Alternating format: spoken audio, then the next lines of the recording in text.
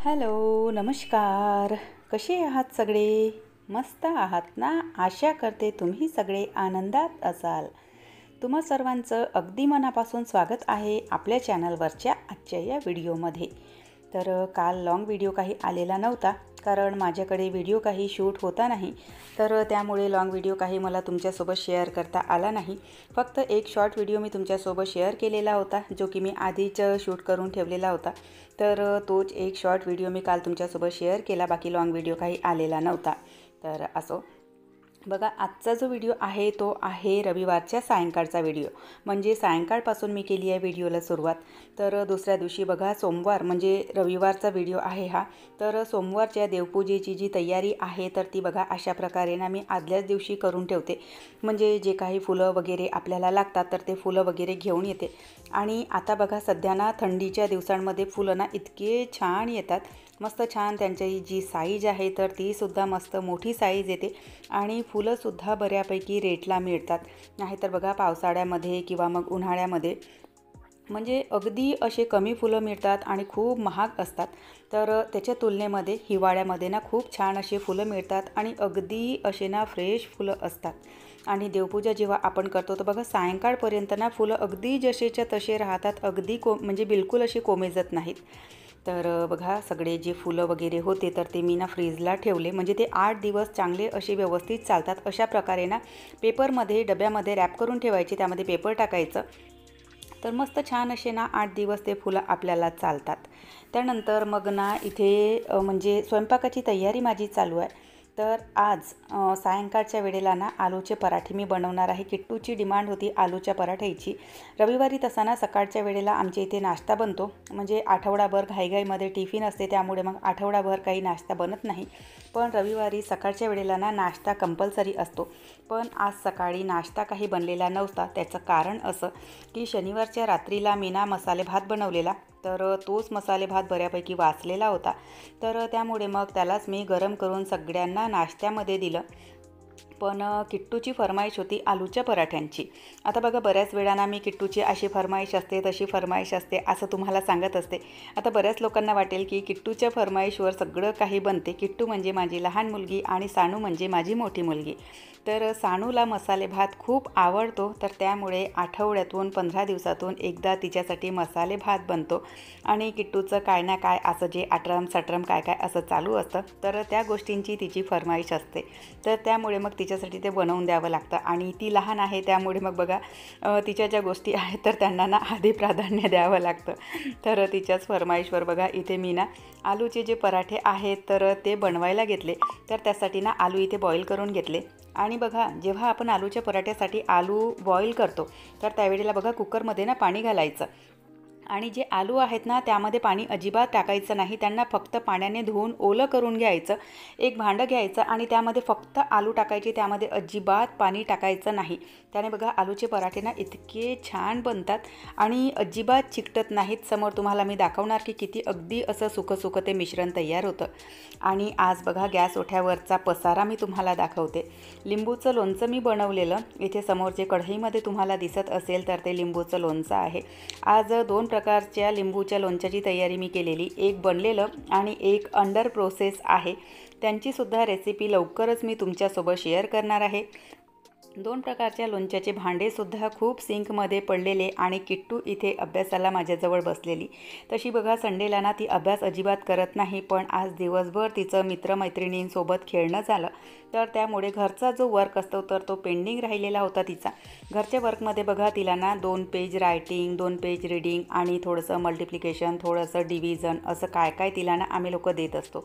याच्याने बघा, मुलं जेव्हा लहान असतात ना, म्हणजे 4थी 5वीमध्ये 6वी 7वीमध्ये असतात, यावेळेला ना त्यांच्याकडून रायटिंग, रीडिंग म्हणजे जी आपली घरची प्रॅक्टिस असते, शाळेचा वर्क वेगळा राहिला आणि आपली जी घरची प्रॅक्टिस असते त्यामध्ये बघा, किमान 2 पेज रायटिंग, इंग्लिशचे आणि हिंदीचे वेगवेगळे, 2 पेज रीडिंग करायची, हिंदीची आणि इंग्लिशची वेगवेगळी, आणि मॅथमध्ये बघा मल्टिप्लिकेशन, डिव्हिजन, तर असं काम ना घरी त्यांच्याकडून ना करून घ्यायचं. म्हणजे अशाने बघा मुलांचा जो बेस असतो ना रायटिंगचा, रीडिंगचा आणि सोबतच मॅथमध्ये जे काही प्रॉब्लेम्स वगैरे असतात तर त्यांचा ना तो बेस मजबूत होतो. रायटिंगसुद्धा त्यांची सुधारते आणि रीडिंग स्पीडसुद्धा बऱ्यापैकी असते. तर त्यामुळे लहान मुलांच्या आईने किंवा जर घरी कोणी आणखी वर्क करून घेणारे असतील तर त्यांनी लहान मुलाकडून हमखास हे काम करून घ्यायचं.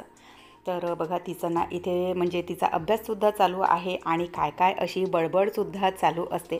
मला ना थोडंसं दही जमवायचं होतं. दूध ना थोडंसं फ्रीजमध्ये जमा झालेलं, तर त्याचाच दही जमवायचा होता, तर तो मी जमवून घेतला. आणि तोपर्यंत बघा जे आलू आहेत, बरेच लोक याला ना बटाटे म्हणतात, पण आमच्या भागामध्ये यांना ना आलूच म्हणतात, त्यामुळे मग मी त्याला आलूच म्हणते. तर ते आलूसुद्धा ना बऱ्यापैकी शिजलेले होते. 2-3-4 शिट्यांवर ना हे जे आलू आहे तर ते व्यवस्थित असे छान शिजून जातात. त्यांना ना सोलून घेतलं आणि बघा अशा प्रकारे ना किसणीवर किसून घ्यायचं. बऱ्याच वेळा बघा माझ्या व्हिडिओतील ना लहान लहान टिप्स तुम्हाला खूप आवडतात आणि तुमचंच असं म्हणणं असतं की तुमच्यासुद्धा उपयोगी येतात. तर आलूचे पराठे बनवण्यासाठी बघा जेव्हा आपण आलू बारीक करतो ना तर अशा प्रकारे ना किसणीवर किसून घ्यायचं. आणि बघू शकत असाल जे किस आहे ते अगदी असं ना म्हणजे सुटसुटीत झालेलं, कुठेही त्यामध्ये चिकटपणा नाही. थोडंसं ते गरम होतं, त्यामुळे मग मी त्याला थंड होण्यासाठी ठेवलं आणि तोपर्यंत आलूच्या पराठ्यासोबत खाण्यासाठी बघा ही चटणी बनवत आहे. यामध्ये ना 4-5 टमाटर घेतलेले, 4-5 लसूणच्या किरल्या घेतलेल्या, थोड्याशा मिरच्या घातलेल्या आहेत आणि अख्खे जे धणे असतात तर ते घेतले आणि थोडंसं तेल टाकून यांना ना इथे मी भाजून घेते. ही जी चटणी आहे ना खायला इतकी सुंदर वाटते, म्हणजे तुम्ही भातासोबत, पोळीसोबत, पराठ्यांसोबत खाऊ शकता. खूप छान वाटते ही चटणी. ही फोडणीची चटणी आहे आणि त्या दिवशी ढोकळ्यासोबत जी बनवलेली होती तर ती विना फोडणीची आणि झटकेपट बनणारी इन्स्टंट चटणी आहे ती. यामध्ये थोडीशी मेहनत असते पण खायला ना खूप छान लागते.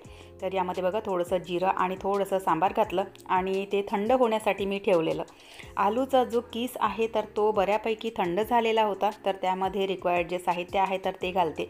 मीठ घातलेलं आहे, हळद घातली आणि मिरची पावडर घातलेली नाही. यामध्ये बघा मी मिरचीची ना पेस्ट बनवलेली होती, म्हणजे मिरची, जिरं आणि थोडासा हिरवा सांबार, तर त्याची पेस्ट बनवलेली होती. तर तीच पेस्ट बघा या ना मिश्रणामध्ये मी घातली, म्हणजे आलूच्या किसामध्ये घातली आणि सगळं असं व्यवस्थित मिक्स करून घेतलेलं. तर हे थोडी वेळ सेट होत आहे तोपर्यंत जी चटणी मी बनवलेली होती तर त्यालासुद्धा ना फोडणी करून घेते. तर तापलेल्या तेलामध्ये जिरं घातलं, थोडीशी हळद घातली, थोडीशी हिंग घातली. हिंग असेल तर ठीक, नसल्यास काही हरकत नाही.